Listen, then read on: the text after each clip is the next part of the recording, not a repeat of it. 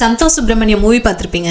Prakash Raj character பார்த்தீங்கன்னா கூட இருக்கவங்கள டம்மியாவே வச்சிருப்பாரு. அது மற்றவங்களே அவமானப்படுத்துற மாதிரியே இருக்கும்.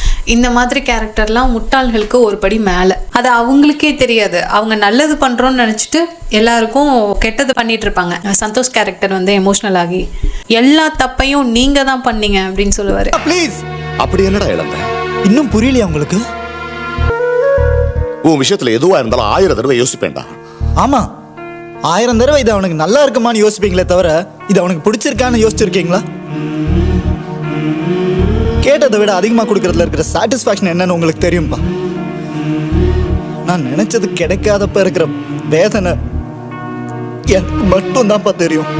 நிறைய பேர் வீட்டில் இருக்கிற யாரோட மூளைக்காகவோ வேலை செஞ்சு டிப்ரெஸ் ஆகி உட்காந்துருப்பாங்க. நிறைய பேர் வீட்டில் சந்தோஷ் கேரக்டரும் இருக்கும், சுப்பிரமணியம் கேரக்டரும் இருக்கும். இன்னொரு முக்கியமான விஷயம் சொல்லணும்னா, இந்த கேரக்டர் 10 வயசு குழந்தைங்க கிட்ட கூட இருக்கு. ஸோ தயவு செய்து நீங்கள் இந்த 2 கேரக்டரில் எதுவாக இருந்தாலும் மாறிடுங்க. உங்களுக்கே தெரியாமல் நீங்கள் சுப்பிரமணியம் கேரக்டரில் இருந்தாலும் நீங்கள் மாற்றிக்கோங்க.